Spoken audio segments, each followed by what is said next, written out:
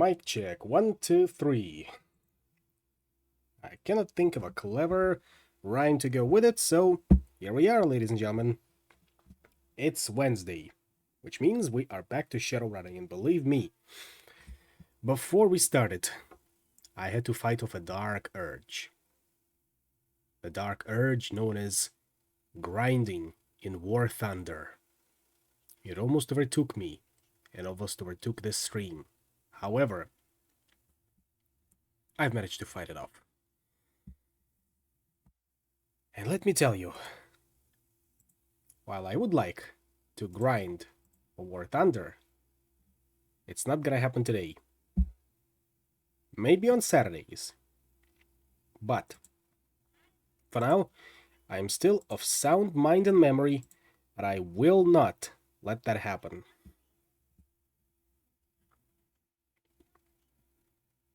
Because right now, First, we got a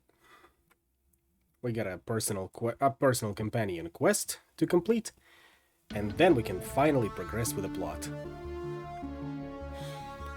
And believe me, this is one of the better companion quests. Because after all, we are fixing Glory.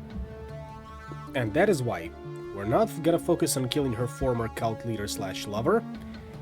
We're going to be focusing on getting the kids out of the danger zone. And they better appreciate that.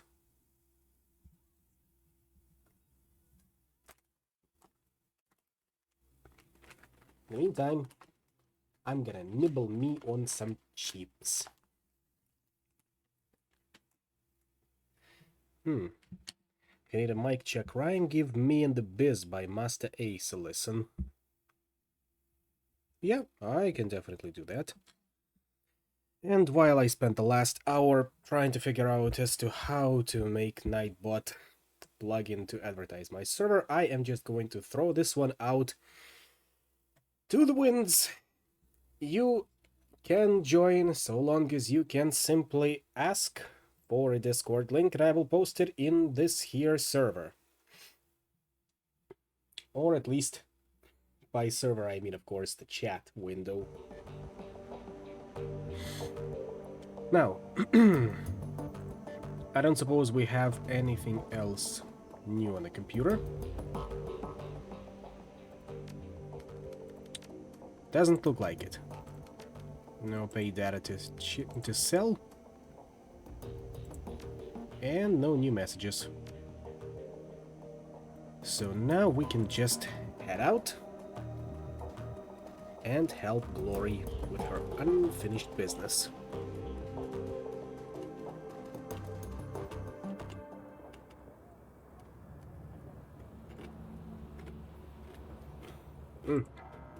Listen to that crisp ASMR.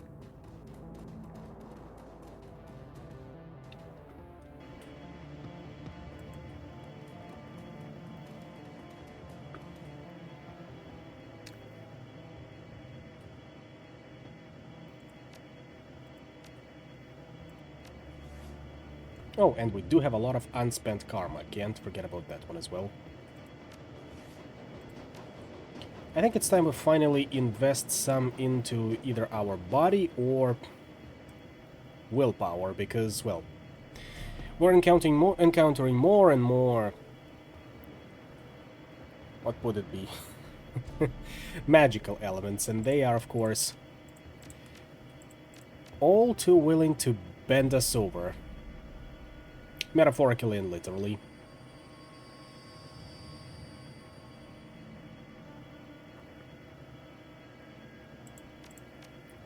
Kinda like that. And we're gonna need to take the van to get to the Feuerstelle.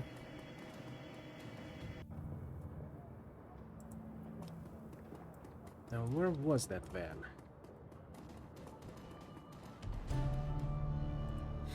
And yes, more Discord members would be nice. Especially if it means helping out with any voting deadlocks. I know the competition is fierce this week.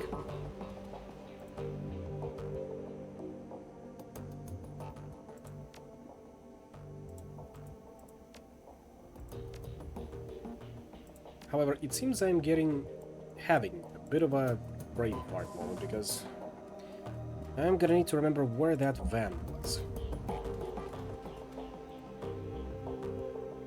Oh, I think I just need to speak to Glory, right?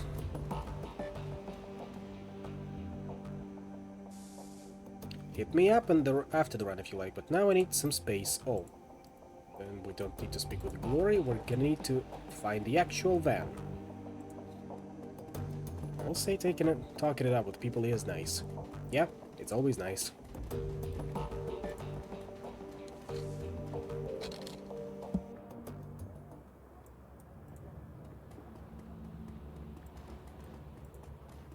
No, we will fix Glory.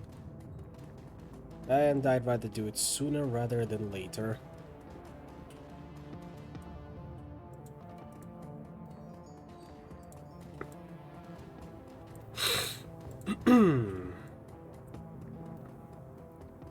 I just need to remember.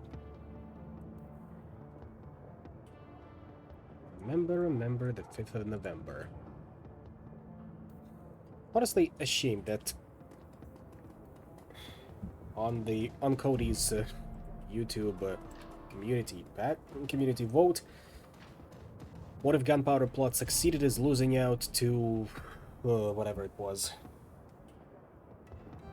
Because that is a pretty interesting topic and underdeveloped one at that.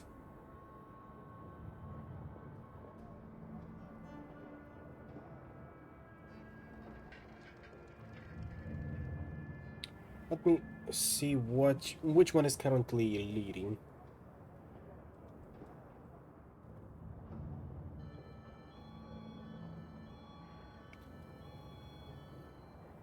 Alternate History Hub. And let's see. The one that is currently leading is What if America stayed out of World War I? I blame Kaiser Reich people for rigging this particular vote. And what if the Gunpowder Plot succeeded is taking an honorable second place?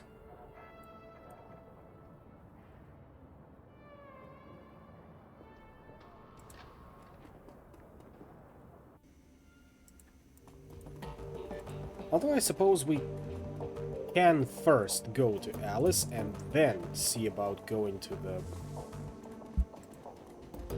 whatchamacallit? To the personal quest mission.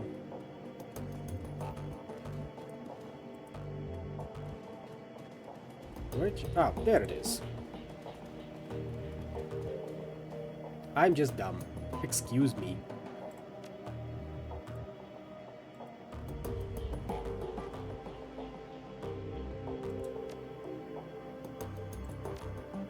But here we go.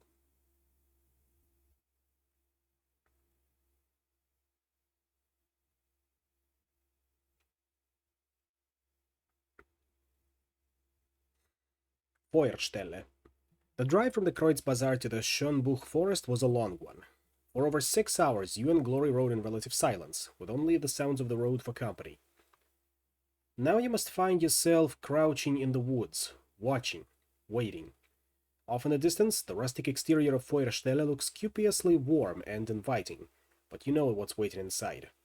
The anticipation churns at your guts like a living thing. Eventually, if a van pulls out of the compound's driveway and rolls out along a service road before disappearing from view. Glory gives you a nod and begins to scramble forward. Harrow has left the building. It's time for you to make your way inside. Once again, I get a Bumona Gold Trauma Kit, 2 advanced medkits, 1 advanced drone repair kit, a Renraku flashbang grenade, and I suppose I can throw in an Ares high explosive grenade. Glory has her pistol, her claws, and you know what, sure, I can give her an Armtech MGL6 for this mission.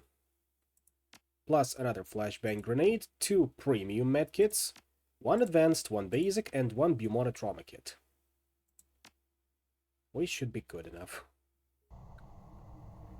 The weathered edifice of Feuerstelle looms above you, dark and sinister in the chill night air. Despite the horrifying stories that Glory told you about this place, something about it feels strangely comforting. In the back of your mind, insidious voices whisper that you could stay here forever. Do you feel it? The lure of this place? When I was a kid, when I was whole, the pull was irresistible. Yes, I can feel it. It's almost pleasant. It's meant to be. That's how it gets to you. It worms its way inside of you, changes you, and you don't even realize what's happening until it's too late. You're going to see some terrible things here, Val. Feuerstelle exists to prey on the young, and we're going to have to come face to face with that. Are you sure that you're prepared for this? When you say the young, how young do you mean? I need to know what we're walking into. Teenagers, mostly. 16 through 18, though there is the rare exception. That's... no, not that young then. Not children. There was a time when Harrow played with luring younger children here, but he found them to be more trouble than they were worth. The younger the child, the more likely that someone might come looking for them. Better to stick with the lost, desperate souls who have already spent years on the street. The cast-offs that nobody cares about. Lord knows there are enough of them out there. So, I'll ask you again. Are you ready for this? I need an honest answer. Don't worry about me. I'm solid. She studies your face for a moment longer, then looks away. Good. You want to compare notes? Make sure that we're both on the same page? We save the street kids and runaways that are living here. We take them away from this place before Harrow can turn them into monsters. Any suggestions as to how we should approach this? Harrow keeps a shrine in the compound. It's the key to his control over the cultists. We're going to purify the shrine and break that control, and then we're going to lead those kids out of here. So we need to find a shrine and, what, perform some kind of ceremony? Something like that, but it'll be more complicated than it sounds. The shrine itself is just a hunk of rock.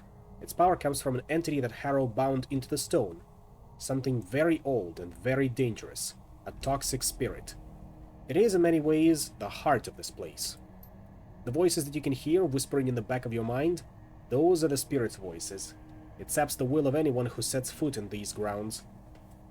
We can't save those kids until the shrine is dealt with. They'll fight us if we try. See? Gotta be a little bit more careful about that. Not guns blazing approach. I want to hash out a few more details before we head inside. That makes sense. If you have any questions, it'd be best if you ask them right now. If the shrine controls people here, how do you have anything to feel guilty about? No. Let's ask something else. So how do we purify the spirit? Some sort of ceremony or ritual? Ah, that was the same question. If the shrine controls the people here, then how do you have anything to feel guilty about? Nothing that you did under Harrow was really your fault. Her face flushes red, and she breaks eye contact with you. I wish that were true, but it isn't. Back before I ran away, Feuerstelle was nothing more than a cult of personality that revolved around Harrow. He didn't need magical help to keep us here. We loved him and we believed in his message. He created the shrine as an insurance policy. And you think that something has changed and that he started abusing the shrine's power. Yes, and I think that my escape was the cause of that change. I know Harrow. When I ran, I bruised his ego. His charisma and charm had failed him, and my disappearance rubbed his nose in that failure. He wouldn't be willing to chance something like that happening again, not when we had the means to prevent it. So the cultists here, they're like puppets. The shrine controls them. Not exactly, it's more insidious than that. Think of the shrine's influence as a drug. It lowers your inhibitions, makes you compliant. If you were to stay here for a couple of days, you'd fall in love with this place and you wouldn't even know why. All of Harrow's bullshit would start to make sense. You'd be happy. So yes, it's a more sensible approach to mind control. It's not exactly a direct command, but it is a suggestion that is always at the back of your mind. In essence, all of the street kids here are addicted to this place. That makes them a threat, yes, but it also makes them victims. Well, I've heard enough. Let's get the show on the road. I'm with you. Let's do it. The place does look cozy, I'd say. In a commune kind of way.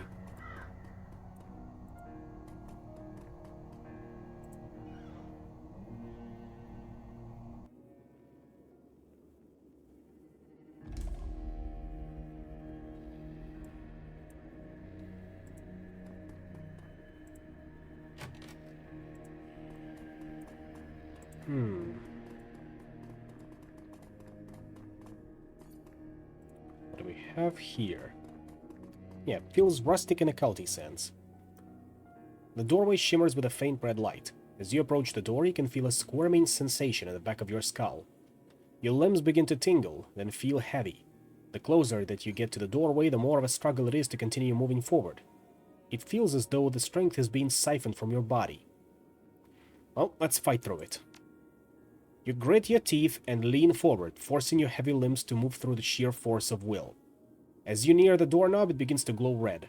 Crackling sparks leap from the glowing brass, and the crisp smell of ozone fills the air. Reach for the doorknob. You wrestle the arm up from where it hangs at your side and reach it for the sparking doorknob.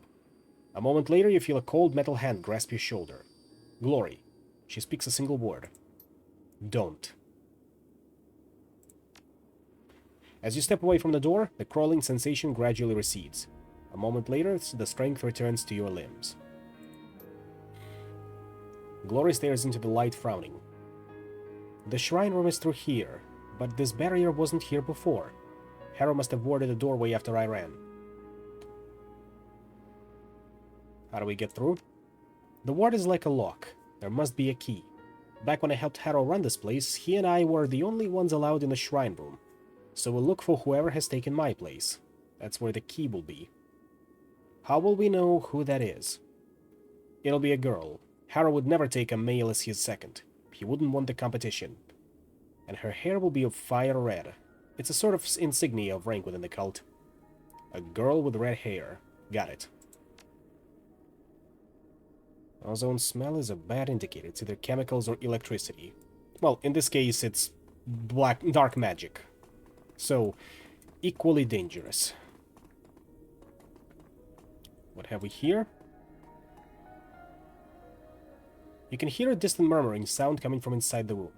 Voices. 3, maybe 4 people, all talking amongst themselves. You can't make out what they're saying, but one of the voices sounds desperate. You've heard the tone before. It's the sound of a man pleading for his life. We should keep moving. Whatever's going on in there, we don't want to get involved. It sounds like somebody's in trouble there.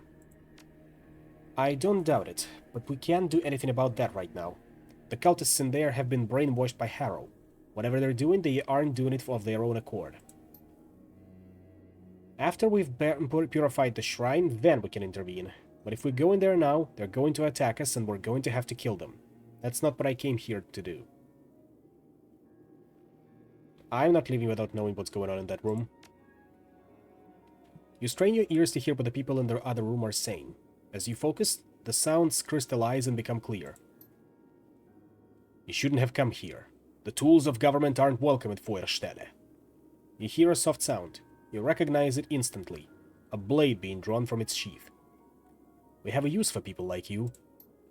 Please, think about this. I have kids at home, not much younger than you.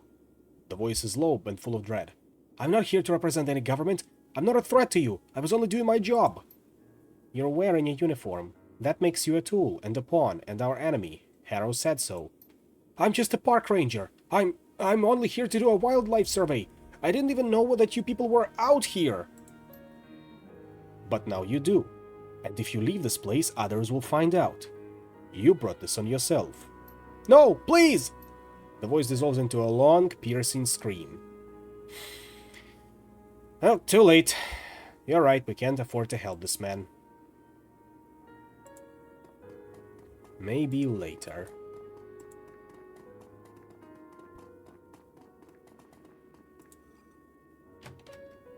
And this looks like Harrow's personal cabinet. Of course, his terminal is gonna be locked. Where's Blitz when you need him? But what we do have here is also interesting. An ostentatiously large tome sits cradled on this pedestal. The paper is robust and fibrous, and the binding has been expertly stitched. A steel plate running along the book's spine anchors it to the pedestal. Glory stares down at it, frowning. Harrow's Manifesto. The handcrafted line of bullshit that he needs to that he feeds to his initiates. We all ate it up with a smile and came away convinced that he was a genius. She leafs through the pages with an articulated finger. Looks like he's expanded it over the last few years. It's at least twice as thick as it was when I lived here. Maybe there's something in there that we can use. I wouldn't want to hang around long enough to find out. This is Harrow's personal library. He used to experiment in here. There were dangerous things in here, Val. Sick things. I was never allowed in this room without Harrow. Nobody was. He said that it was for our safety, and I think that he was telling the truth. I felt uneasy being in here. I don't want to stay any longer than we have to. Whatever Harrow's added in to his manifesto, it could be important. I'm going to take a look. Alright, I'll watch your back, but try to be quick.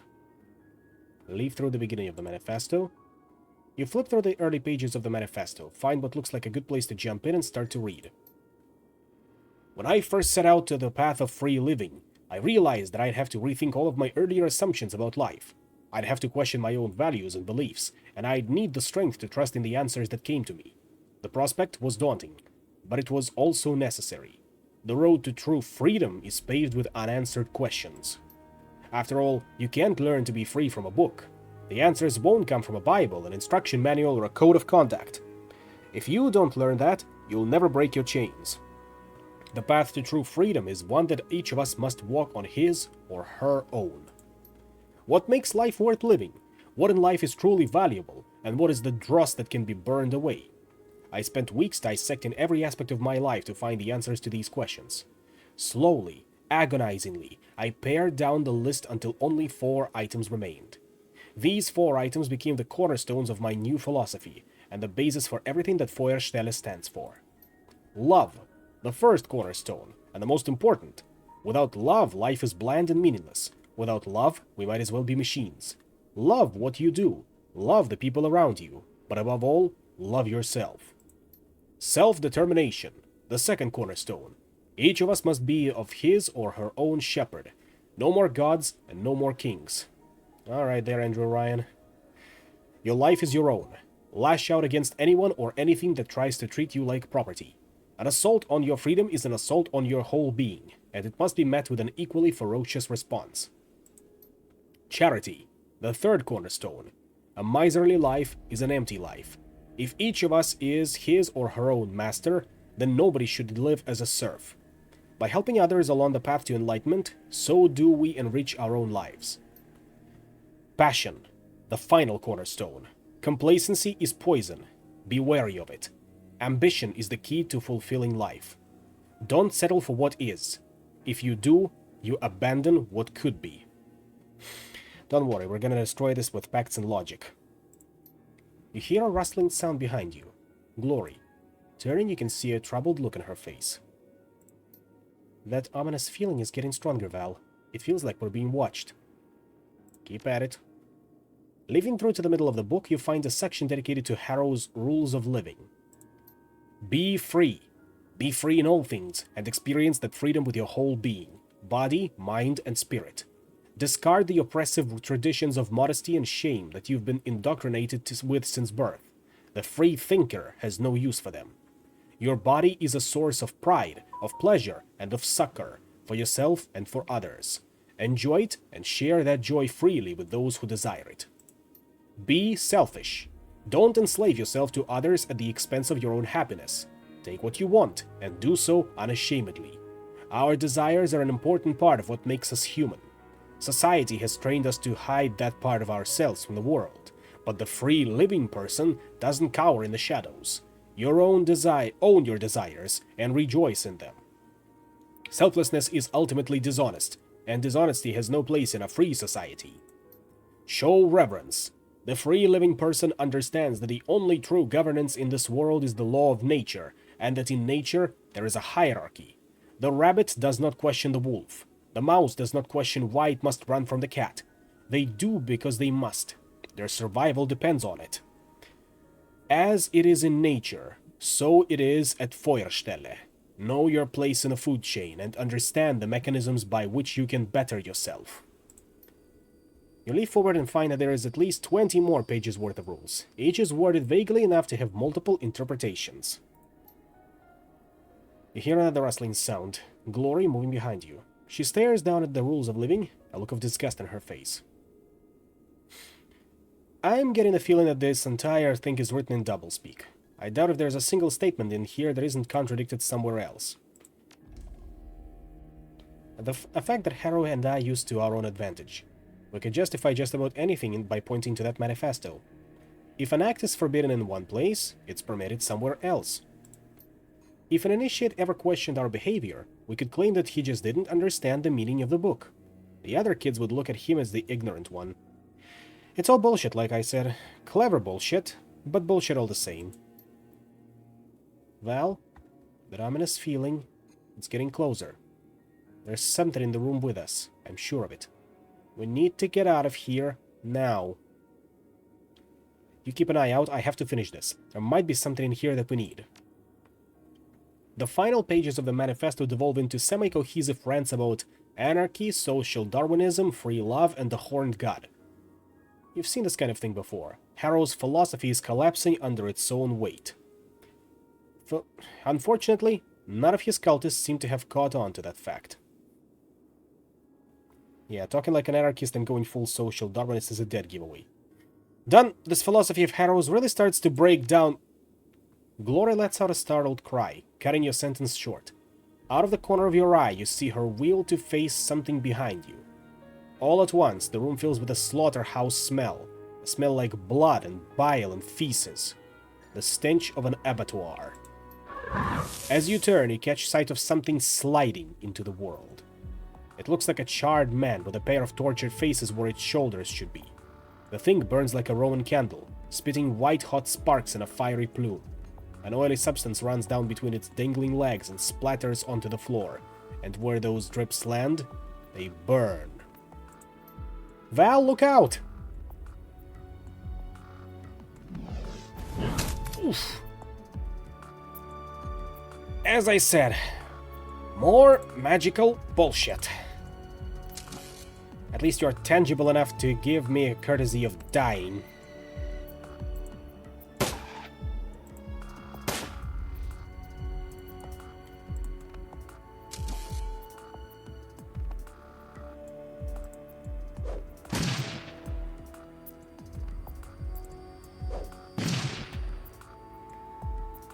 And... come on now. Okay, Glory, you are up. Banish this thing to where it belongs. Please. Glory. Don't disappoint me. Thank you. The body of the thing that's attacked you begins to dissolve at the moment of death. As you watch, its tissues break down into a growing slick of bubbling pitch and rendered fat. What the hell was that? Something from another place. Glory stares at the remains of the creature, now a dark stain on the library's floorboards. Like I said outside, the boundaries between the physical world and astral plane are weak here. Things can come through. I think that we've gotten everything from the book that we're going to. Let's get the hell out of here. We need to keep moving anyway.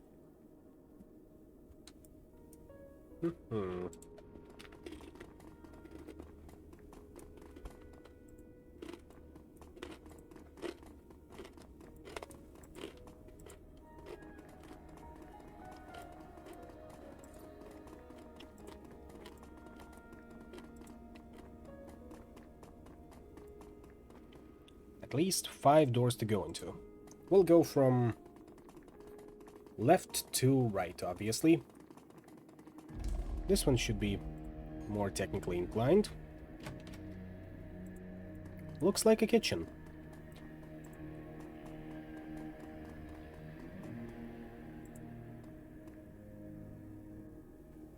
As you open the refrigerator door, a whiff of ammonia sticks in your nostrils. Watery light glints off of the door's polished interior. The fridge is stacked full of large plastic bins, all tightly sealed and neatly labeled. It's hard to tell through the opaque plastic, but they appear to be full of meat. You pop the lid off a container to take a closer look. The first thing that hits you is the smell. The meat in here is beyond rancid. White mold frosts the sides of the bin, and it's all that you can do to keep from gagging. As you rush to put the lid back on, you recognize a familiar shape in the rotten meat. A mangled human hand. Is that what I think it is? Ritual supplies. The adversary prefers them aged. Harrow teaches all of the initiates how to do it. How to harvest the meat, how to store it, how to label it. Nobody likes doing it at first, but you learn it. By the end, it doesn't even bother you anymore. Glory? Did you ever do this? I was Harrow's right hand, remember? What do you think? Honestly, I don't want to think about it. Then don't. Come on, let's keep moving. Yeah, it's always long walk with the cults.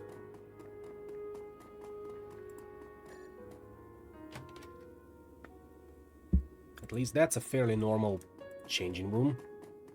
Or we can nix a free advanced medkit. And some old-fashioned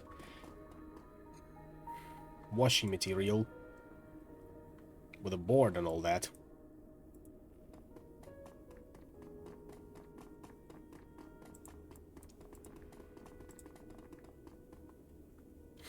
This is the Initiate's dormitory. The new arrivals are brought here. There's still hope for these kids, Val. Harrow hasn't had a chance to ruin them yet. Good to know. We'll try to get them out of here. Wait, listen. Movement in the other room. You strain your ears to listen. Soft voices from inside of the room come drifting out of a nearby vent. You hear a woman's voice. The sound is crisp and smooth and sweet, and it instantly pulls you at ease. Calm now, dear. It's probably nothing. No need to worry yourself. We're so far off the beaten track we don't get a lot of visitors. Out of the corner of your eye, you can see Glory's back stiffen. She flinches as though she's been stung. Another voice, high-pitched and pleading. An adolescent boy. But what if it is someone? What if the bad people have found us? What if they followed me here and they have come to... The female voice cuts in, soft and comforting. Well then, we'll send them away. You're perfectly safe here. You have to believe that. Don't worry, dear heart. Harrow won't let anyone hurt you. Not here, in this place. Not ever again. You hear another boy's voice. This one is deeper. Are you certain, Marta? Positive. Be calm, all of you. As long as you are here with us, nothing bad will ever happen to you. It's her. The girl who lured you here. That's right. Marta. The bait that Harrow used to draw me to this place. What do you want to do? If she is still here, she'll be Harrow's #1. My old position. He had his way with all of us, but he was always sweet on Marta. That means that she'll have a key to the shrine room. In that case, we're gonna have to find a way to get it away from her. Yes, but not here, and not now. Those kids in there, they'd all die for her. They already love her. That's what she does. We can't risk confronting her in that room. If the situation turns ugly, and any of those kids will happily eat a bullet for her. And that's not what I came here to do. You're right. We came here to save those kids, not to get them killed. Wait until Marta leaves and follow her. Marta's voice floats back out through the vent. Hush now, boys, and get some rest. You've got a big day tomorrow. The biggest day of your lives. You get to meet Harrow. I promise you, after you speak with him, you'll see the whole world in a different way. A better way. All right, Marta. Have a good night. You too, dear heart. All of you. You hear the distant sound of a door sliding shut. The coast is clear. We can handle the initiates. They're just a bunch of scared kids. We'll let Marta there to egg them on. They won't try anything. We'll look around for a little bit at first. What do we have over here? A van for you-know-which purposes. Glory pauses at the side of the van. She traces the side of it with a claw. I remember cruising the back alleys of Tübingen, looking for kids in need of help. The bait girls, Marta and the others like her, would offer them money, or food, or drugs, or sex, Whatever it took to get them into the van. And once they piled in, Harrow and I would be waiting to greet them. I remember so many nights like that. I remember how much I used to enjoy it. You're not the same person that you were back then. Leave the past in the past. After tonight, I will. And yes, all that's missing is the free candy on its side.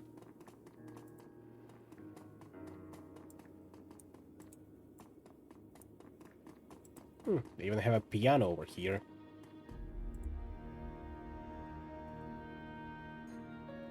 You hear voices speaking in low tones through the wood of the door. You can't make out the words, but regular choruses of rough laughter tell you that the people on the other side are enjoying themselves. Those voices belong to Harrow's acolytes. They'll have some magical training, and they like hurting people. You open that door, and we're going to have a fight on our hands.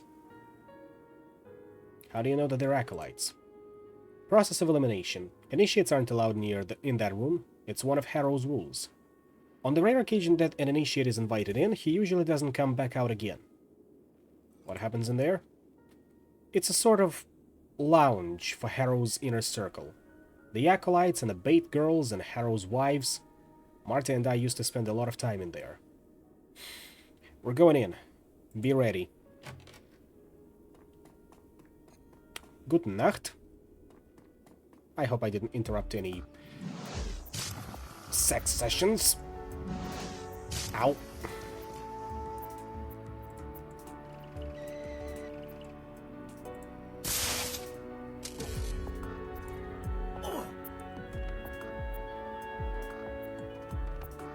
They should be...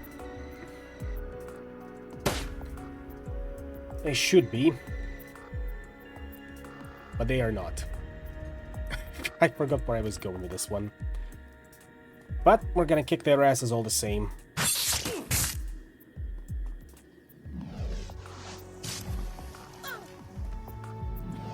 Even if they throw their toxic shit at us.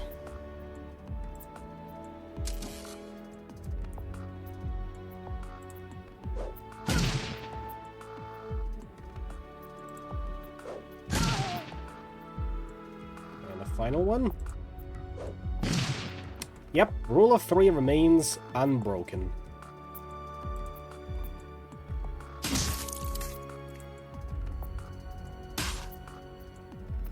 At least that's one less to worry about. Now, can you land that crit? You can. Well, you can, but it's not a crit. Highly unfortunate, though that was a crit. And...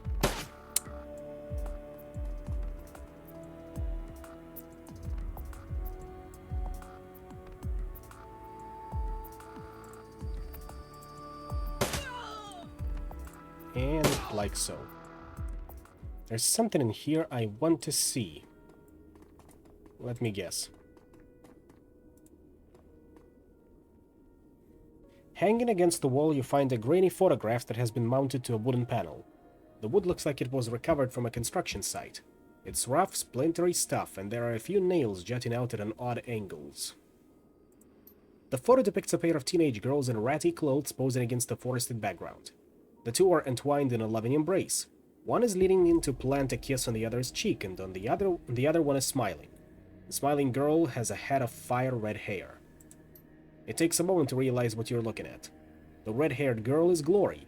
In the picture, she looks vibrant, happy, and alive. You don't recognize the other girl's face, but from what Glory has told you of her past, you'd guess that it's probably Marta. Glory stares at the photo. Her face is devoid of expression. After a moment, she closes her eyes.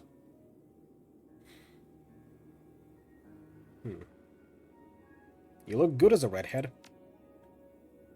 Her mouth twists into a joyless smile. Harrow certainly thought so. I did it for him, you know. A sign of devotion. All that I wanted was to please him. Of course, now I realize what it really was. It was Harrow's way of marking me as his property. Like a dog pissing in a tree. What a goddamn fool I was. A glint of light catches something small and delicate hanging from one of the nails in the wood. Leaning in, you can see the object clearly. A thin ring made of braided silver wires. Glory, know anything about this ring? Marta gave that to me on the day that this photo was taken. She said that she made it for me. I left it behind, but I left this place behind. Maybe Marta still has feelings for you. Stranger things have happened. Haven't you been paying attention? Marta never cared about me. She was bait. It was her job to lure me here, me and 100 other kids like me. The ring doesn't mean anything. Then why did she keep it? I don't know. She stares at the ring for a long moment, then snatches it from the picture frame. She tucks it away into her satchel. It was mine, so I'm taking it. Now let's keep moving. Sure that means nothing to her anymore.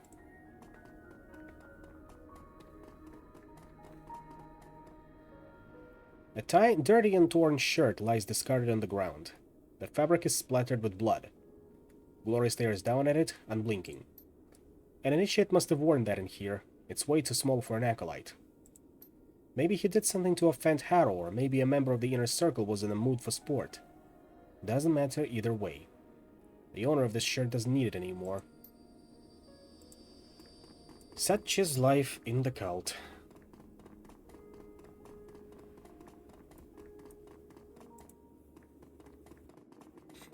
Call that trickle-down economics. Always. Agonized screams pour out from under the door. Whatever the cultists are doing to their captive, they're taking their time doing it. Maybe later.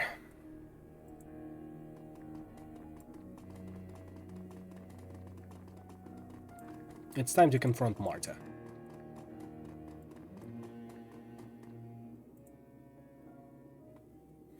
Listening at the vent, you hear only the sound of moving air. Well, someone's not asleep.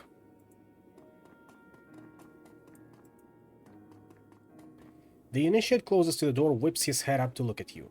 He takes a stuttered step backward in alarm, then opens his mouth to cry for help.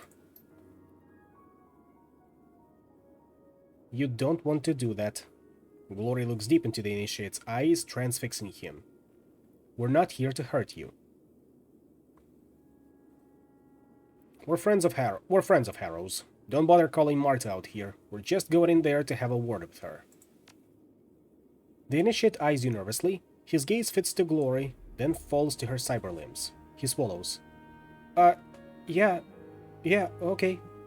You do that. Good kid. And you? What's your story? The initiate by the door is staring at Glory's limbs, her eyes wide. She's a mousy little thing, probably somewhere in the vicinity of 17 years old, with purple contact lenses and a shock of blue hair. She glances up at Glory, blinking. You used to live here, didn't you? I've seen your picture before. You shouldn't have been in that room. It isn't safe for initiates in there. It was a dare. Please don't tell Marta or Mr. Harrow. I don't want to get in trouble. I won't. And to answer your question, yes, I did live here. I was like you, a scared kid brought here by Marta for a chance at a new life. I like Marta. She's so nice. I always feel safe when I'm with her. Most adults aren't like that. They either don't notice you, or they do for the wrong reasons. But Marta, she cares about us. There is a long pause, and the initiate looks to you. Screwing up her courage, she speaks. Can I ask you a question? Go ahead, ask away. Well, I overheard Marta talking with Mr. Harrow yesterday. I think that they were talking about our meeting with him. The one that Marta was just telling us about, where we'll learn to see the world in a different way. Go on. Well, I couldn't really hear the whole conversation. It was all muffled, but what I could hear was kind of weird. Mr. Harrow said some stuff about a shrine, and then it sounded like he changed the subject because he started talking about dinner. Something about chopping up meat. Well, Marta got real upset, said, they're too new, they're not ready, make the older ones do it, stuff like that. But then Mr. Harrow said some other things, and then she calmed down again. When she left, she was smiling. And so I was wondering, do you know what they were talking about? I want to make sure that Marta is okay, but I can't ask her about it, because I don't want her to find out that I was eavesdropping. I think that I know what Harrow has planned for you. Have you ever opened the fridge in the other room? No? Why? Is that where we're going to make dinner? Glory cuts in. Her voice is gentle. I wouldn't worry about it. We'll make sure that Marty is okay. All right, but don't tell her that I told you. Please? Don't worry, we won't. How long have you been here, by the way? Almost a week. She shuffles her feet. Eventually, she looks up with a small smile. It's wonderful. Oh, you poor, unfortunate soul. Of course it is. So much nicer than living in the streets, isn't it? You be good, sweetie. Don't you worry. We'll take care of Marta. The girl smiles sheepishly and steps back. As you pass by her on your way to the door, Glory shoots you a sidelong glance. It's like I thought. Things have changed in the past few years. How so? Back when I lived here, Harrow would never have let such a fresh convert prepare a sacrifice. He'd wait until she was in so deep, until she felt so indebted to him that she couldn't turn tail and run. It was a rule. You let newcomers get settled for a month, maybe two, before teaching them the more unsavory aspects of cult life. Even then, you'd start them off slow. Their first lessons would use pork or chicken, never human meat. That didn't come until much later. Indoctrinating a new recruit after a week is risky as hell, and he never would have done it when I lived here. And that's usually how cults run. They are a trust-based society, if you will.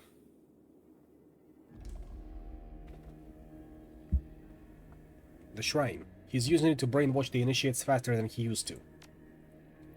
That's what I'm thinking. Harrow's getting lazy, letting his captive spirit do the heavy lifting for him. So what does that mean for us? I'm still working on that, but I don't think that the shrine is just a tool for Harrow anymore. I think that he relies on it. He's using it as a crutch. I think that he's let himself become dependent on the damn thing. Good. If the shrine's influence is the only thing keeping these kids here, that'll make our job a lot easier. On that, we are agreed. Marta, you got some explaining to do.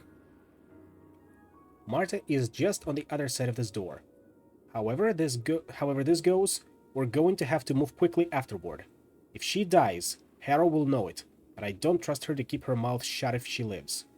So we take the key to the shrine room, break through the ward, and confront the spirit. Are we clear on that? Crystal, let's do this.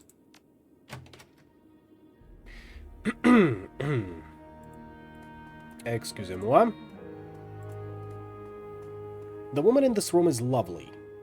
Full lips contrast artfully with her fine elvish features, and a tumble of fire red hair spills down over her shoulders. Beyond her physical beauty, there's something inherently approachable about her. She exudes an almost palpable aura of kindness and warmth. Marta, Glory's old lover, the lure that Harrow used to draw her and so many others to Feuerstelle. She looks up with a start at the sound of your approach. Her eyes go wide at the sight of Glory. As she takes in her cyberware, her mouth falls open in horror. Glory? Yes, Marta, it's me. It's been a long time. It has. Marta swallows. The horrified look hasn't left her face. Glory, what have you done to yourself? What I had to do. I got out, Marta. That was the only way. Oh, Glory. All at once, the horror in Marta's face is replaced with an expression of profound sorrow. I am so sorry. Marta steps forward, her arms extended to wrap Glory in a hug. All at once, something in Glory's face changes. Her skin goes from pale to pallid, and her breath becomes ragged. She takes a step back and raises her claws into a defensive posture. Her voice frosts over with cold rage. Don't you touch me. You're one of Harrow's creatures. You always were. Marta stops short. One of his creatures? Glory, what are you talking about? Keep your cool, Glory. This isn't like you. Look at me, Val. Take a good, long look. I was forced to sacrifice my own body in order to escape from this place. To hack away what made me human. And she's the one who brought me here. Maybe so. But at the end of the day, it was your decision to come here. Nobody held a gun to your head. She grinds her teeth but says nothing. Eventually, she nods. You're right, of course. It was my choice. But that doesn't change what she is or what she did to me. If she hadn't found me, hadn't baited me here, none of this would have happened. None of what? I haven't done anything. If you just left me where you found me, I never would have hurt anybody. My mother would still be alive. I never would have sold my soul to that abomination that you all worship, and I wouldn't have had to sacrifice my own body to escape from it. This place took everything from me, and it all started with you. She looks genuinely hurt. Harrow and I rescued you from a life on the street. A beautiful girl, homeless, penniless, living in a gutter. I pulled you away from all of that. I saved you. There is a long pause. Glory stares into Marta's eyes, her expression unreadable. I don't feel much anymore, Marta. Most of the time, I'm completely numb. But for you, I can make an exception. I hate you. I'm sorry that you feel that way, Glory. For my part, I still love you. The razors flick out on Glory's fingertips. Her lips curl into a snarl. Another lie. That last one you'll ever tell. I think we should hear her out. Something strange is happening here. She nods eagerly, her eyes fixed on Glory's razors. I'll promise it to you. Ask me anything you want, I'll show you that I am telling the truth. I never wanted anything bad to happen to you, Glory. Not ever. She wheels to face you. Why are you listening to her? She's just telling you what you want to hear. That's her whole purpose here, remember? She's bait. Why should we listen to anything that she has to say? Because of this, and the photo that it was nailed to. If she were lying, she wouldn't have kept them all these years. Glory stares at you for a moment, naked hostility on her face.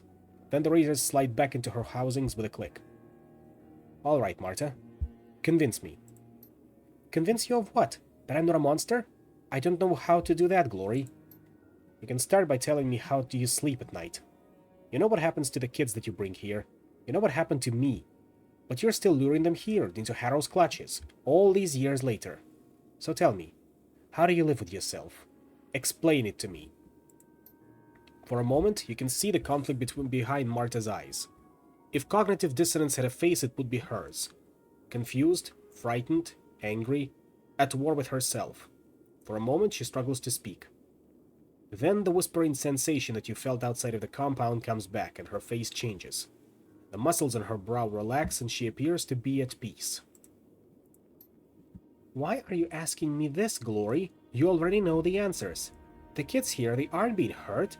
They're walking the path to free and pure life, just like Harrow taught us. The shrine is whispering to her, Glory. I can feel it, too. She's blissed out on it, like you said. Marta continues, her joyful smile widening. Her voice is placid. Harrow is a great man. A prophet. True, sacrifices have to be made. But what he brings in return, it's so much love, Glory. You remember? Glory grits her teeth, but gives you a small nod. Yeah, you're right. After so many years living here, I don't know if she even knows what normal feels like anymore. Marta, if what you're saying is true, if you ever really did care for me, then please give me your key. It's important. Key? Whatever you used to get past the wards outside of Harrow's shrine. I need it. Don't ask why, just do this for me. You owe me that much. She looks momentarily conflicted. Then the moment passes. No.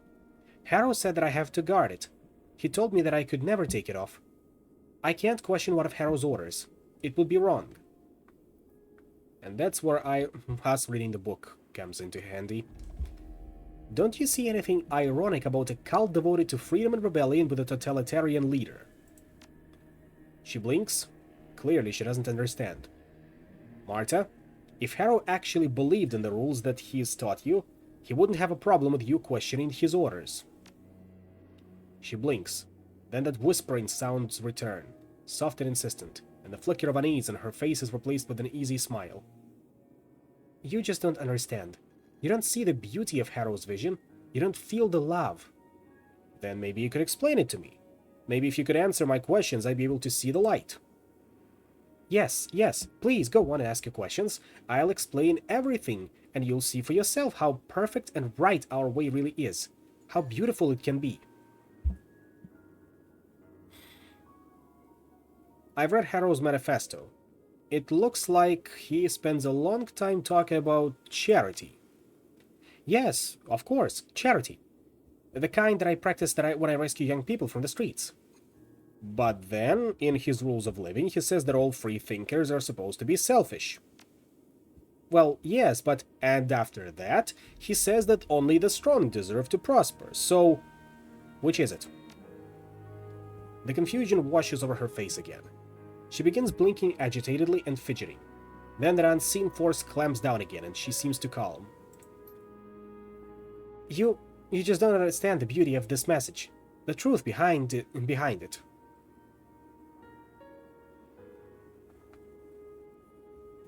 Glory said that you two spent a lot of time in the lounge back when she lived here. What did you do there? The usual. Drink, play games, have sex, watch the Trid, the sorts of things that lovers usually do in their free time. Why do you ask? Because we found a tattered blood-stained shirt in there. It looked like it came from an initiate. Marta's forced smile falls. Her brow furrows, and suddenly she looks afraid. Well, that could have gotten there some other way. It doesn't prove anything. You know the kinds of things that happen in that room, Marta. You've heard the stories. We both did. I've never seen it. Not myself. The stories are just stories. Silly rumors. They have to be. Don't they? Harrow is hurting the runaways that you bring here. You can see that, can't you? Hurting? How so? He is corrupting you all. How many of them has he taken as his wives, yourself included? A lesson in Puritan values from a Shadowrunner. How quaint. I'm not making a value judgment. No. This isn't about you.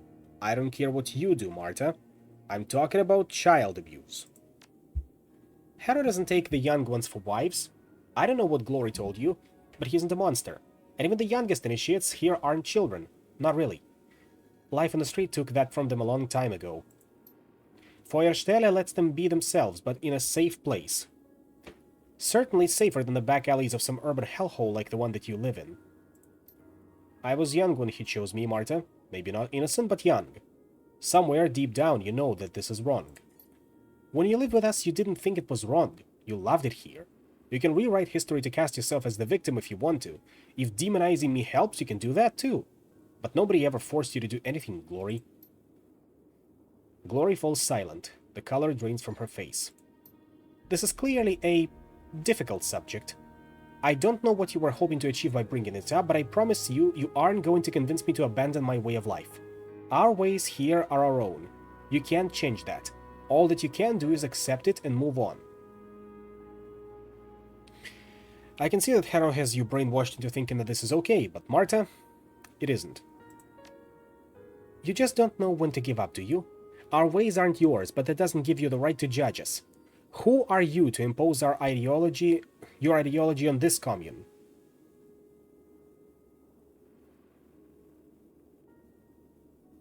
An outsider. Someone who hasn't been corrupted by Harrow or his pet spirit. I'd say that qualifies me to offer an opinion. I'll tell you what you are. You're the kind of person that Harrow has always warned us about. Your sense of moral outrage doesn't trump our right to live the way that we choose. If you have more accusations to hurl at my husband, go ahead and do it. I'll tell you how wrong you are. I prefer to keep this conversation civil, but that's up to you. He's going to make the initiates, the young initiates, like the girl in the next room, do something horrible. That girl. Such a sweet young thing. I rescued her from a bad place, Glory. Her and the boys in that dorm as well. But they're all safe now, and isn't that what's important? Are they? You know what I'm talking about, Marta. The harvesting, the meat. It's wrong, I know. But Harrow says it has to happen. If the sacrifices keep us safe here. That's what Harrow says. We have to do it. These kids, they deserve to be safe. Most of them have never been safe. They sure as hell aren't safe here, Marta. Haven't you ever asked yourself where the meat in that fridge comes from? It isn't all from outsiders, I can promise you that. Drink the entire Kool-Aid factory. Yeah, I suppose so. Marta says nothing. She just stands there, staring. Her hands are trembling. Give us the amulet, Marta. It's the right thing to do. You feel the whispering again. Marta shakes her head to clear away the fog. You're right. Something strange is going on here. Things don't add up. I don't know why I'd never seen it before. What is wrong with me? It isn't you. It's this place. It gets into your head. It took a lot more than this to wake me up to it. So you'll give us the amulet? No, I can't go against Harrow's wishes. He told me to never take it off, and I won't. But I will come with you. If I can help save these kids from what's happening here, that's what I have to do. Well, one step forward, half a step back, I suppose? That's what we're here for. In that case, let's move on to the shrine room. I'll get you through the door. I won't let any more children come to harm.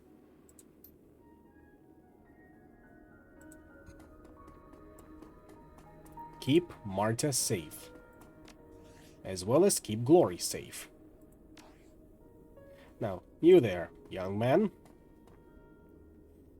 Marta, are these friends of yours? Yes, dear heart, they are.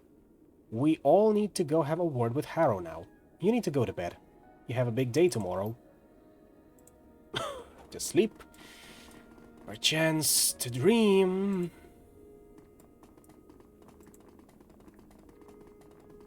But hey, we actually broke her out of it.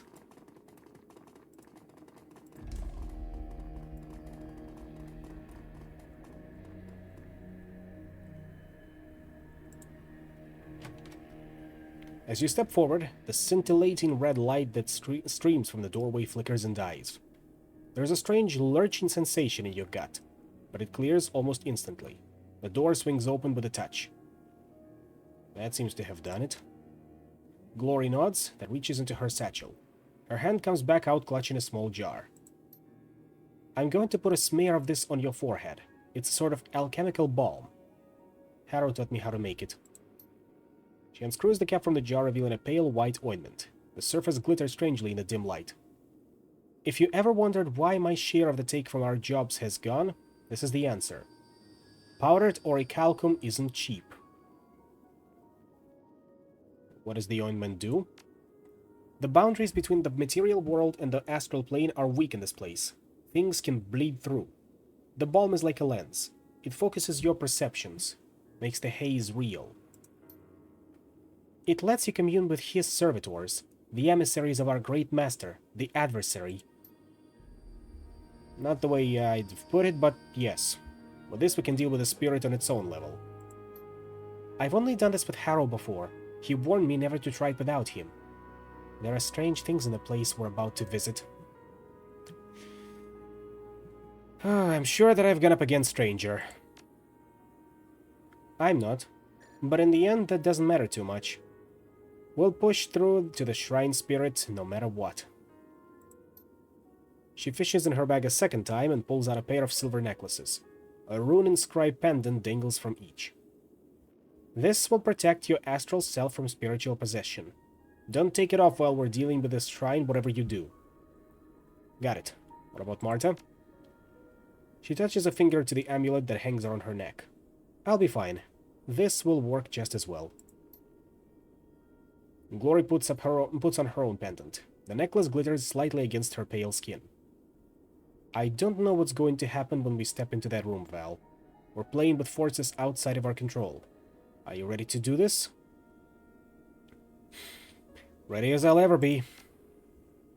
I'm ready. Let's go then. Once we've purified the spirit, we can see about rescuing those kids. Harrow will get away, but we can worry about that later. That's the plan.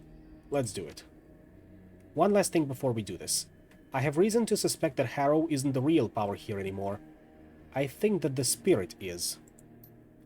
That's ridiculous. Harrow trapped the spirit and made it his plaything. It does what he tells it to do. I don't think so. Not anymore. I believe that when Harrow started using his shrine, he handed the spirit the keys to the kingdom. The bastard might think that he is still in charge here, but he isn't.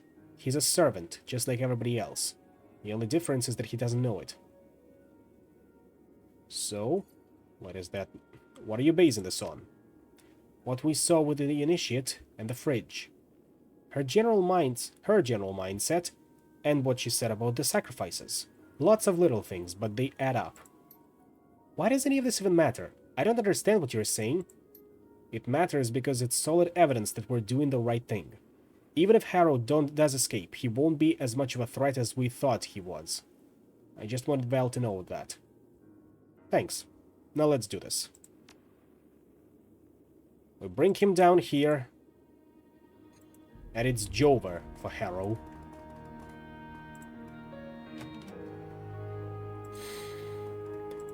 There it is. As you approach the shrine, a chorus of high, sibilant voices fills the air. The sound is light and airy, but something about it fills you with a bone-deep dread. Welcome home, Glory. Glory's eyes go wide. She opens her mouth to speak, but no sound escapes her. Glory? What? Something slams into you. A wave of intangible force that turns your consciousness inside out and sends shockwaves reverberating through your mind. The world lurches and everything goes black.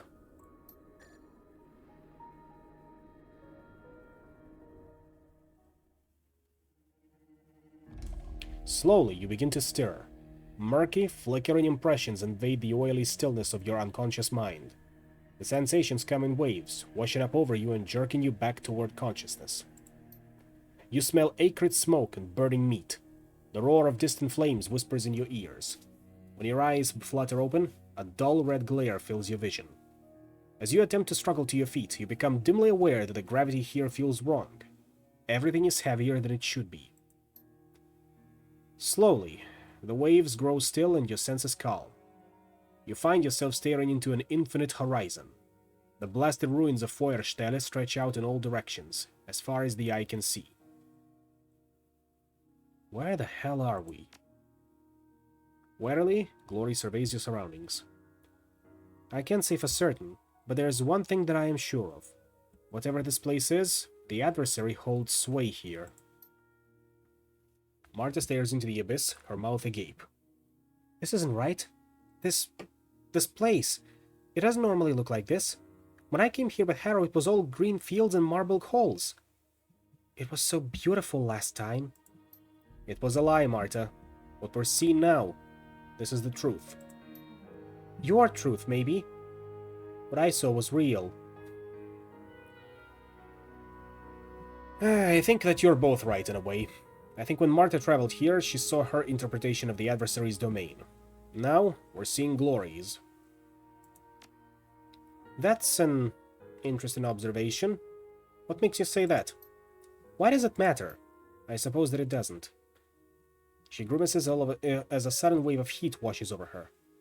Come on, you two. The spirit will be around here, somewhere. You're right. I've seen it. In the heart of this place, that's where we will find it.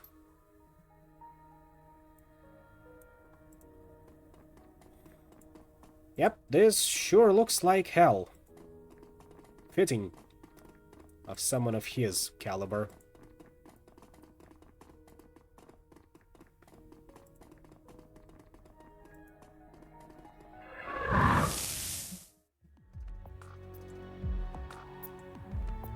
Now then, we get us a Seeker and a Mauler. Good thing my droids can still function here. Otherwise, I would have been lost without them.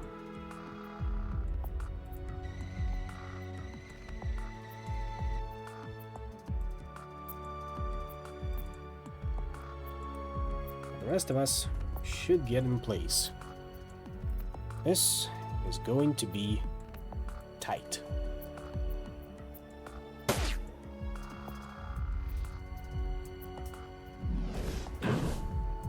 Especially if I don't get into cover.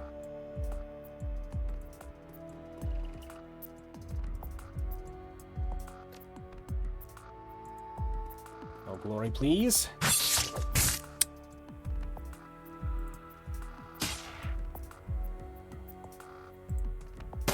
One, two, three. Okay. Not gonna say that the curse is broken, but we are getting there.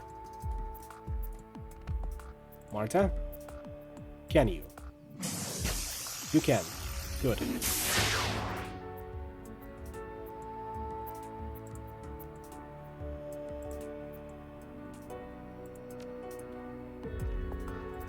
Flank this bastard and send him back packing. Come on.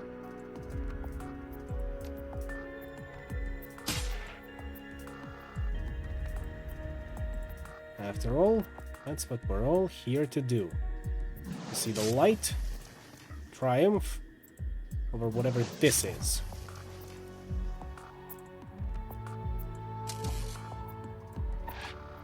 Yeah, HE double hockey stick. And 2, 3. Okay. Alright. Alright. We are definitely getting through this. In the sense that, yes, there is a possibility that the curse might be broken.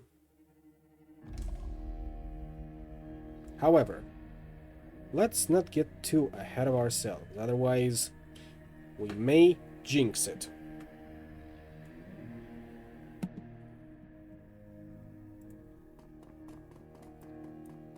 Continuing on.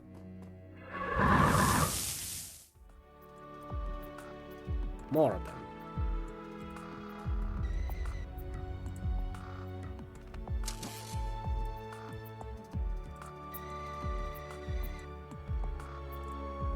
Come a little closer. We're always happy to see new guests around here.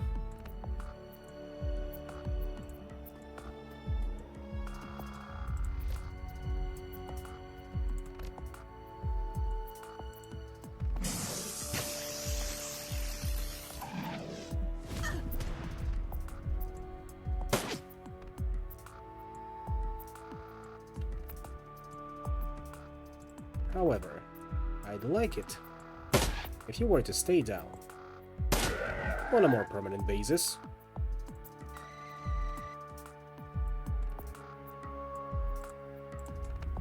And maybe Sundowner here will be of assistance. Yes, let's not jinx it. I'm all for it.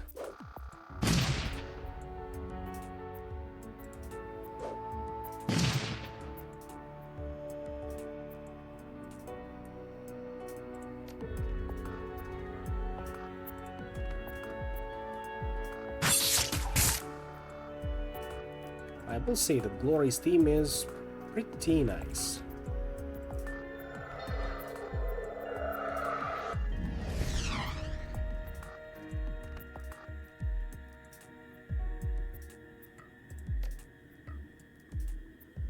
See? Yeah, this one should be good, like so.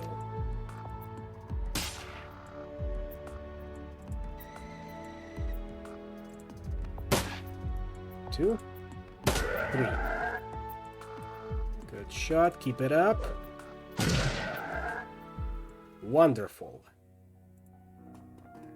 Looks like we're getting our act together. Knock on the wood, as they say. But this looks like the final act.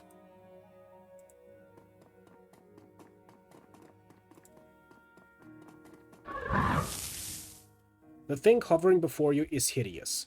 Its broad chest is jacketed with scale-like patches of burning coal, and its many set of antlers shimmer with heat. It smells like a barn fire, wood smoke, burning fur, and blackening bodies. At the sight of it, Marta falls to her knees. Tears stream down her cheeks, and she stares up at the spirit in whimpering supplication. Marta, we welcome you back to our domain, child. It speaks in a chorus of clear, lilting voices. You don't hear them so much as feel them. The sensation is strange, like hundreds of butterflies fluttering in your chest. You will remain silent until you are addressed. Do you understand?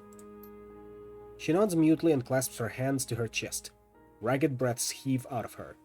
She looks like a woman possessed. Good. The feeling swells, and you feel your knees go weak. Marta sobs with joy.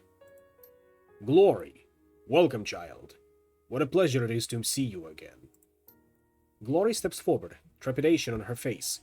Standing before the towering form of the spirit, she looks frail and small. She takes a deep breath, steels herself, and speaks. I know what you were, spirit, before the adversary twisted you, before Harrow bound you into this rock.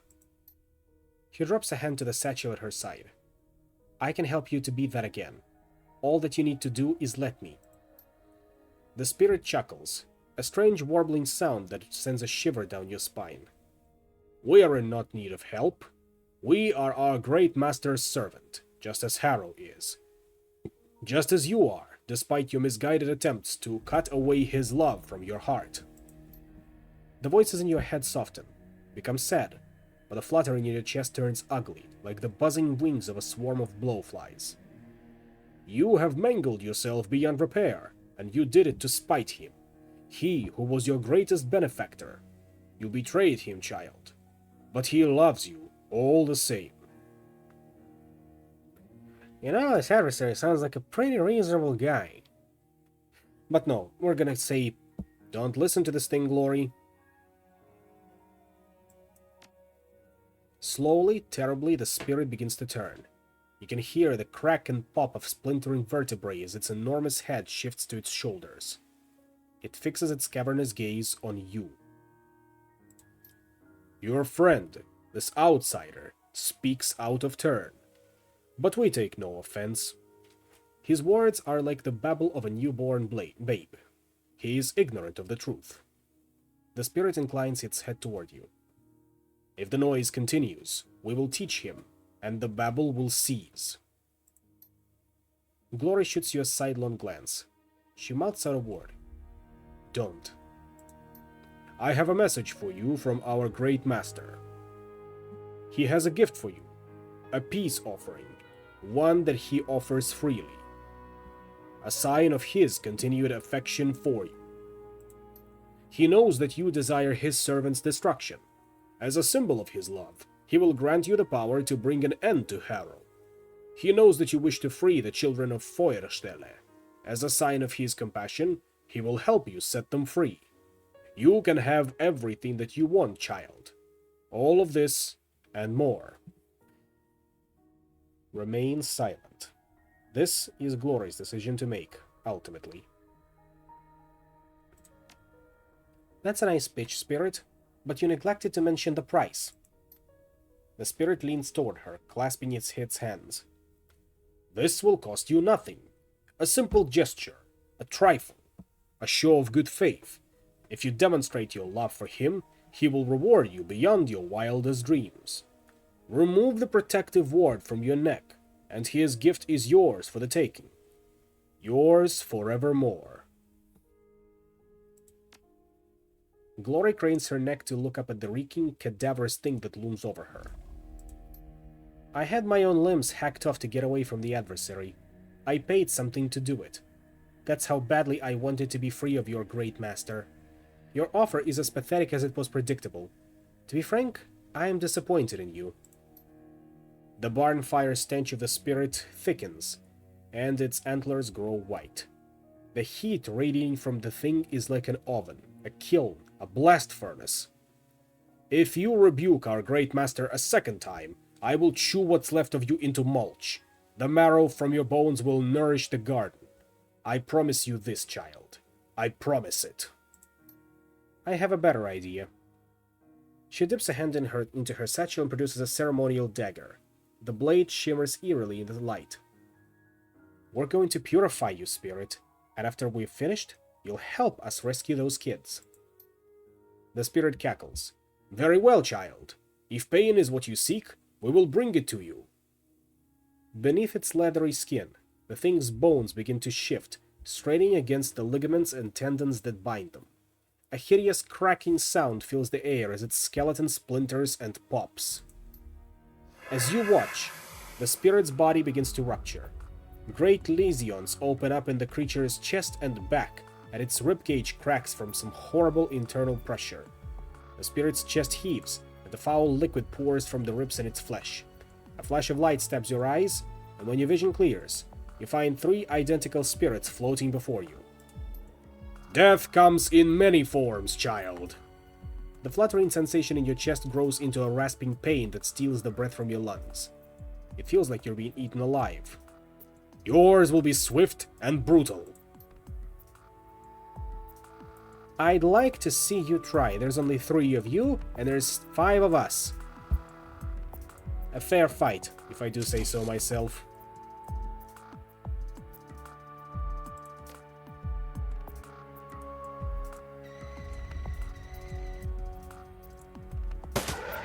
Goodbye. You are the weakest link. And by process of elimination, we found the real deal. Unless it wants us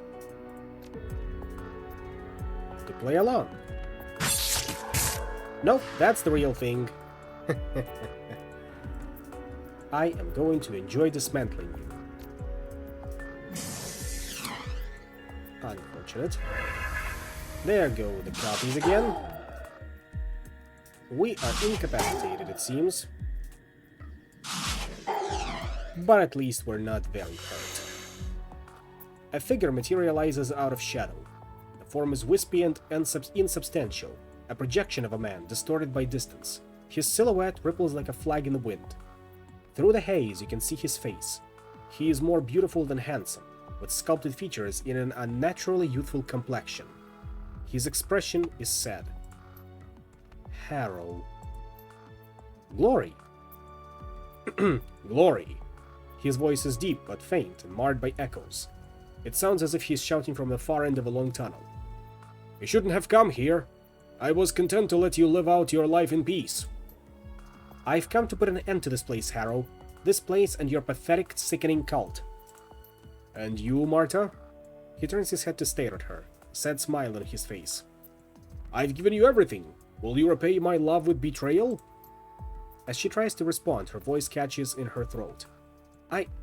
I'm with Glory, Harrow. I would never hurt you, but this has to end tonight. The projection of Harrow sighs. Betrayal it is, then. Very well. The air all around him begins to pulse with scintillating bursts of color. His rippling, transparent form glows with heat from within. You've brought this upon yourselves. We can still take you on. Whatever it takes. You. Get out of here.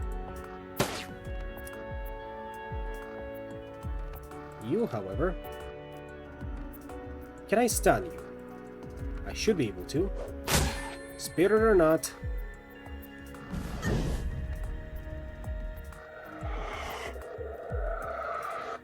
I can deal with you. I can deal with all of you, anyway.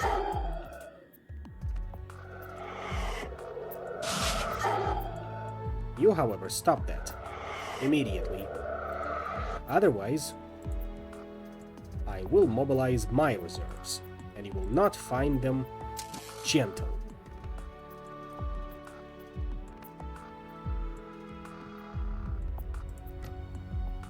Here, catch.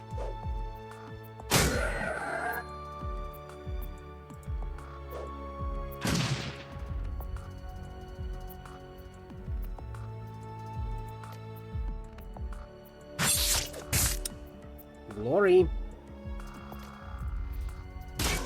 This is the most important fight of your life, Glory. Do not hesitate. Once Harrow is gone, keep pouring fire on it. Heal yourself up. And throw another one into his way.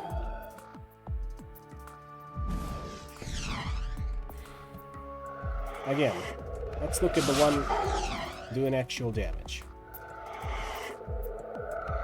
Should be this one, right? No? That one then? Yes, that's the one. However, let's still clean up the copy.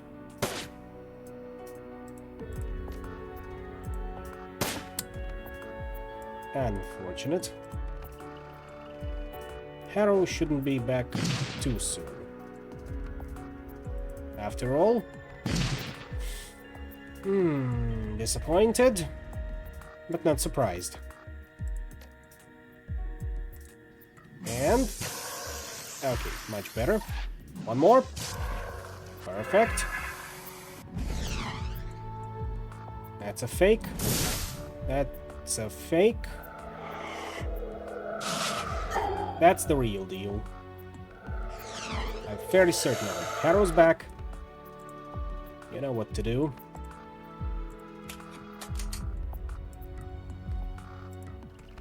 One, two, three. Nope, that was a copy. Spoke too soon. That means this is the real deal, right? Okay. No, that is the real deal. However, you, Harrow, still need to go. Now. Okay, banish the copy. Where it is here. Keep pouring on the real thing. Despite whatever they throw at us. You can stop reducing my armor, thank you kindly.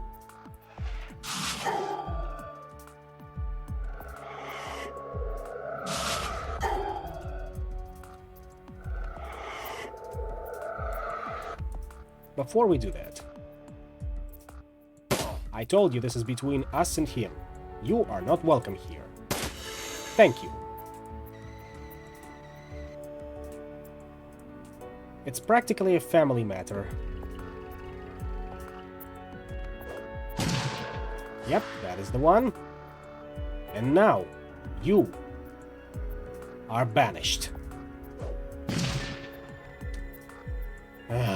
Fine, the power of Christ compels you! Weakened, the spirit's form flickers and sparks. The burning coals that cling to his body fall off in clumps, and its searing antlers begin to cool. The chorus of lilting voices warbles and shrieks as its body transmogrifies into something else. Through the haze, you can see Harrow's eyes go wide. At once, his rippling silhouette begins to fade back into the shadows whence it came. His body becomes insubstantial.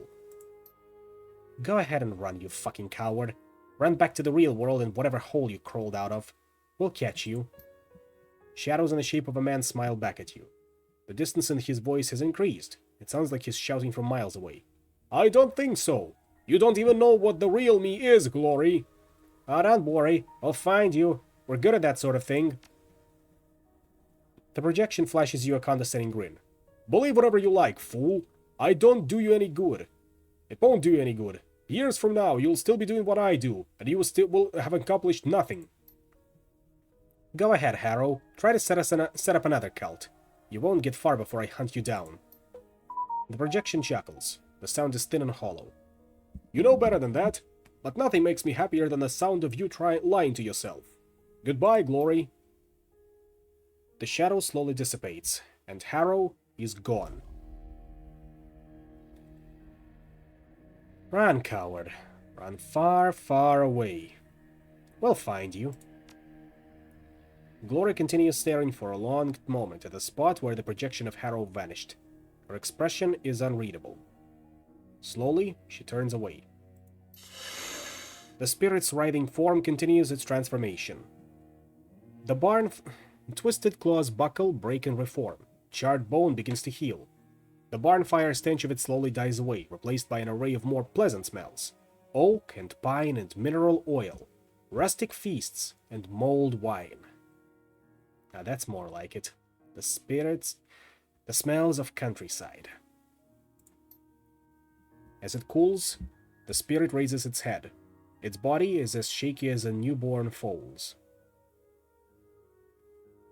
What? What has happened to us? What have we done? You did what the adversary wanted you to do. Use your imagination. But we couldn't have. You don't get to run from this. You've committed unspeakable acts, Spirit. Loathsome, unforgivable crimes. You have corrupted children, turned them into killers. You've been a party to violence, torture, and the desecration of corpses. You've created monsters. The spirit cringes, shaking its great head from side to side. It does not speak, but a low rumbling sound emanates from somewhere deep in its chest. Unpleasant to think about it, isn't it? But you have to, Spirit. You can't run from what you've become, from what you've done. Your actions are a part of you, whether you like it or not. The rumbling sounds turn into a tormented howl. The noise conjures images of mourning mothers and caged animals, screeching orphans and dying men.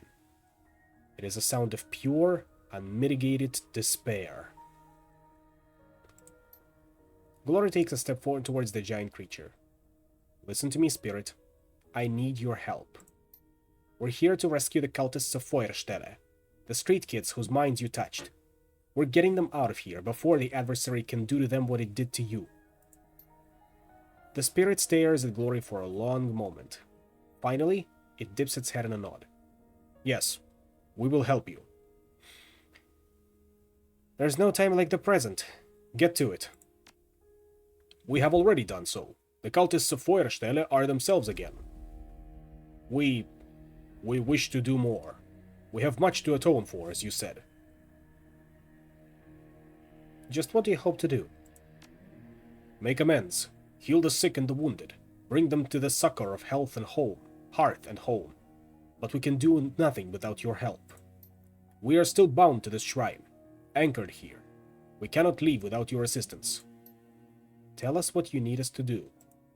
We need an appropriate vessel to carry us out of the rock. Something touched by magic, but more dead than alive. It dips its head.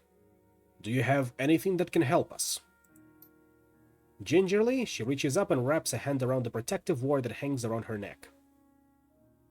Yes, I think that I do. Go ahead. If this thing wants to help us, I don't see why you shouldn't. With a single motion, she snaps the chain. The pendant falls to the floor. The heart of Feuerstelle lowers its eyeless head, then traces an elaborate gesture into the air. A warm glow envelops it, and a similar glow spills from Glory. There is a bright flash, and the spirit is gone. Glory, are you okay? Slowly she rises. She looks you in the eye, a quizzical expression on her face. I can feel it. The spirit. It's bound to me now. We gained a great ally. I certainly hope so. So what does that mean for us? Can the spirit help us like it said? See for yourself. She raises an arm, and you feel a burst of warmth and comfort in your chest. It wants to help people, to heal them. It wants redemption, just like I do. Together, maybe we'll find it. Behind your eyes, your vision starts to twist. It feels as though you're being turned inside out. Time to go. With the spirit's link to the adversary severed, this entire reality is falling apart. See you in the real world, Glory. Yeah, I'll see you there.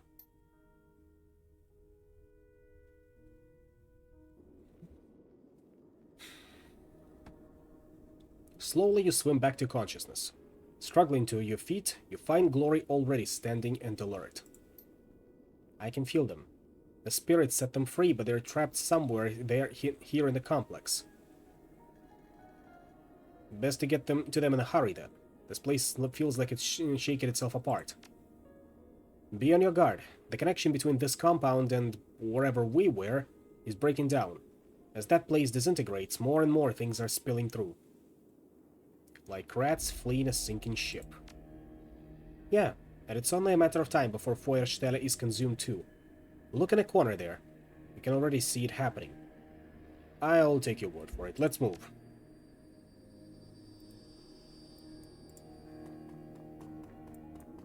gotta move.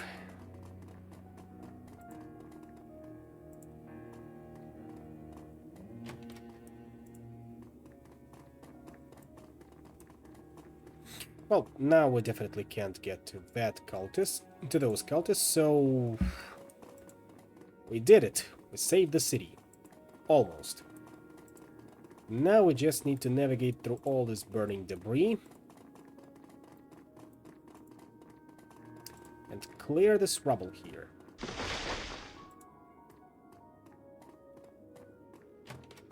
There they are.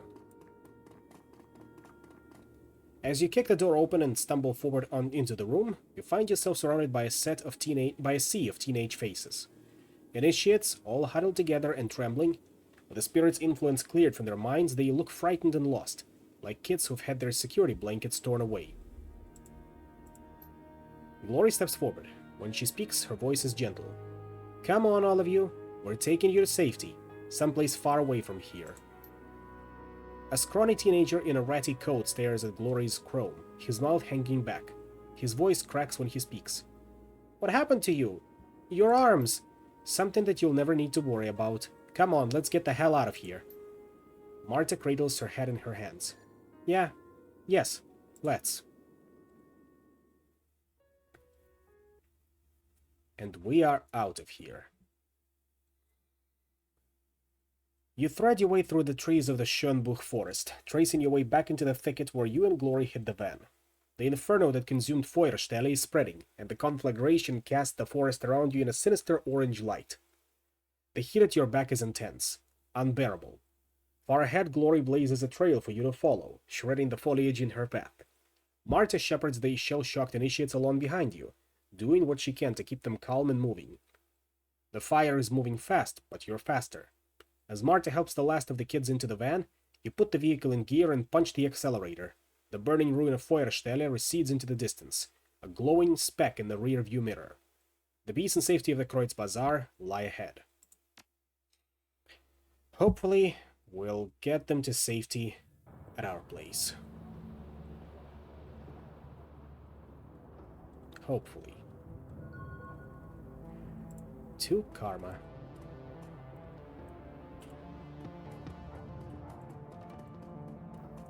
I suppose we can speak to Glory about what has happened. And learn whether Marta has decided to stick around or moved on to places unknown.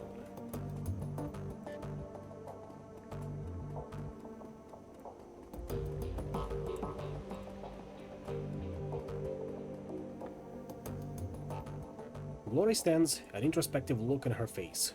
At the sound of your approach, she turns to face you.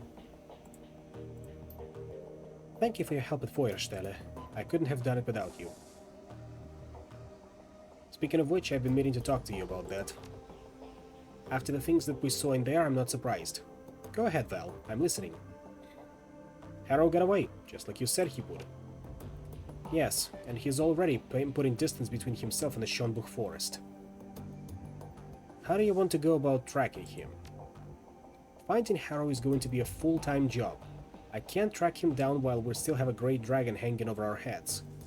After we've dealt with Vauclair and the Firewing, I'll devote myself wholeheartedly to finding that bastard and finishing this. But for now, we need to keep our eyes on the road ahead. What did you wind up doing with the cultists that were rescued? Did you send them to Samuel? No, he has enough to worry about keeping the people on the Kreuz Bazaar safe. Those kids that we rescued, they've been damaged by Harrow's philosophies. They can get better, but it's going to take time. Trying to integrate them into our societies too quickly would be dangerous. So where did they go? I took them to the talismonger, Algernon. He said that he knew a place where they could get help. It won't be easy for them, or quick, but they'll get better in time. Finally, how are things between you and Marta? They aren't. I'm glad that she's still alive. In time, she'll heal, but she has a lot of unwanted baggage to deal with. A lot of psychological trauma from the time that she spent with Harrow. She still worships him, you know. It was all that I could do to keep her from running off after him. So where is she? Somewhere here in the Kreuz Bazaar? No, I offered, but she wouldn't come. She still thinks of cities as places that she needs to save people from. I don't know where she's going to wind up. I don't even think that she does. But when she gets there, she'll reach out to me. That much she promised. Let's talk about something else, Val. I'd rather not dwell on this if I don't have to. That answers all of my questions. Thanks for taking off the time to talk. Anytime, Val, and thanks again. I mean that. Let's see. Moving on. Complete Glory storyline. We did it, chat. We fixed her. We actually fixed her. Anything new in Shadowlands? Nope. No paid data to post for sale. No new messages. Can we date her? I sure wish we could. But then again, this would have been turned into a visual novel. Not like Valhalla. Still waiting for Nirvana to release, please. At one point in time, I beg of you. I do like the next game they're working on. I need closure. Fans need closure, you get what I'm saying?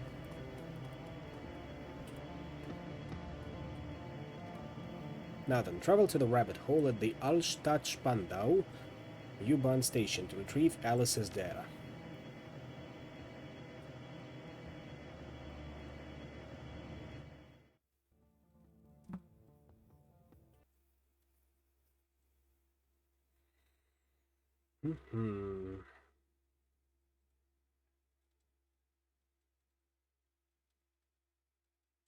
The tiny cred stick feels heavy in your pocket, fat with the weight of hard-won new yen.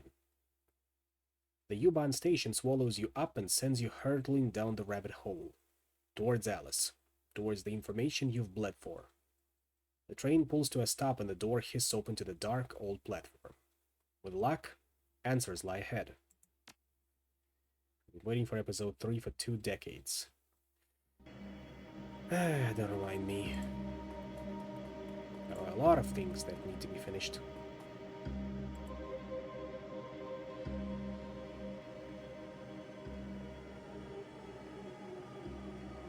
Alice's console stands alone against the filthy wall of the U-Bahn platform. The colorful sprites that flicker across the screen stand in sharp contrast to the surrounding grime.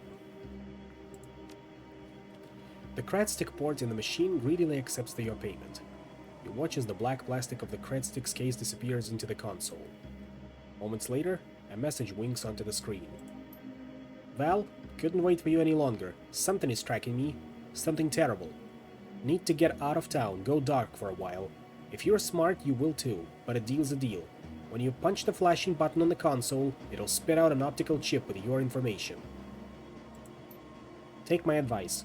Whatever this Vauclair business is to you, drop it. Drop it and run. And for God's sake, Val, stay out of the Matrix. It isn't safe. Alice. Wonderful news. Very wonderful news. If a hacker as mighty as Alice is scared for her life, then we're truly fucked, aren't we? You can hear the whine of motors spinning up on the arcade cabinet's guts. With a smooth mechanical motion, a generic brand optical chip slides out of the pavement and poured in front of you. Abruptly, the screen goes black. The console powers down. The optical chip is in its cradle, waiting for you to take it. The instant that the chip leaves its cradle, the machine reboots itself. You are again alone. Yeah, we are in so much trouble.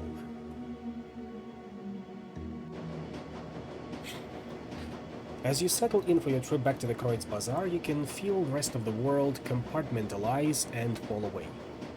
No more distractions. Just you, the train, and the optical chip. It sits in your pocket like a hot stone, impossible to ignore. The train ramps up to speed, filling the air with a monotonous electric whir. The sound is soft and urgent, like the droning winds of an enormous insect. It'd be soothing if your mind weren't occupied with other matters. All at once, the monotony is broken. Your PDA is buzzing. A quick glance at the screen tells you that you are receiving a call and that Paul Amzel is on the other end. You hit the receive button on your PDA. One look at the grainy image that blossoms to life on the screen is enough to tell you that something has gone terribly wrong. The strangled sounds of panicked breathing punch through your PDA's tiny speakers. In the image window, you can see the outlines of figures silhouetted against the backdrop of Amzel's shop. The view rotates, bringing them toward the center of the frame. The image sharpens. In the center of the screen stands an enormous orc in battle armor, a hand cannon leveled at something just out of frame. His face is a shiny mat of grafted tissue, his smile like something out of a nightmare. Powell? Powell! The orc doesn't respond. You don't hear your own echo over Amzel's microphone either. He must have muted the volume on your end of the conversation. You watch, powerless, as the orc's grin widens.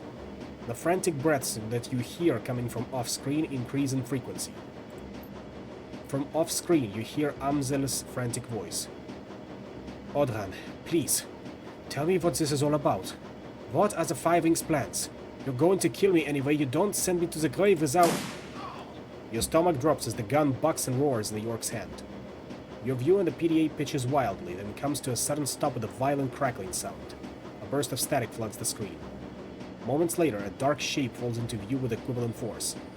You hear the unmistakable sound of bone crunching against hardwood. The camera auto-adjusts, and the dark shape swims into focus. You are staring into and through the dripping, cavernous ruin of what was once a human head. The remnants of that face that remain are enough to confirm that your gut already knows. The body on the screen is that of Powell Amzel. From out of frame, far away, you can hear another voice. A woman, young from the sound of it, with a military cadence. What now, sir? Now we press our advantage. Jam their comms, Ortega. The sound of hurried motion receding to the background. All right, remember, people. Amzel was the brains of the operation, but the rest will put up a lot more fight. Flush him out and take him down, one by one. Another voice chimes in, a young man this time. Sir, look at Amzel's wrist. The PDA. I think that it's recording. God fucking damn it. You hear the roar of another gunshot, and the screen goes dark. Your vision swims, and the screen of your PDA seems to fade away. The impact of what you've just witnessed hammers you in the gut, over and over again. Amzel is dead. The Kreutz Bazaar is under attack. And it's entirely possible that an ambush party is already waiting to meet you at the U-Bahn platform. Whatever your attackers have planned, you won't be able to do much about it from here.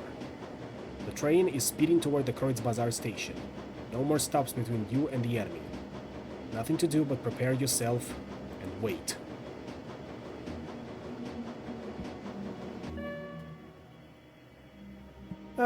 At least we're in good company. The barrel of Iger's rifle swings upward. She emerges from cover, turning to face you. About time you showed up. The light plays off of Iger's face like a streetlight on a rain-slick asphalt. Her face, neck, and chest are sheeted in slick, dark liquid. Blood. A lot of blood. Jesus, you're a mess. Bastard came at me with a knife. Iger wipes her mouth with the back of her hand. Under the circumstances, maintaining my personal cleanliness wasn't the top priority. Besides, with a jerk, she hoists a corpse up from behind the makeshift barricade. A young man, maybe in his early 20s, his eyes frozen wide in surprise. What's left of his throat hangs down in ragged flaps. The other guy looks worse. Nicely done. Iger shrugs. Well, you know what they say. Any weapon at your disposal. Did you meet up with Alice? Do you have the information? Yeah, I got it. An optical chip. I'll have to use my mission computer to open it. Whatever's on that chip, those bastards don't want us to read it. All the more reason to do exactly that. After we put the rest of them in the ground, that is. Iger, they killed Powell. I saw it. Iger's expression hardens. Yeah, I know. He had us all patched in on that call. We all saw what happened. I figured they'd try to ambush you at the platform, ventilate the train, take you out, and cut off a potential escape route in the process. That's what I would do, so I hightailed it out of here and set up an ambush on my own.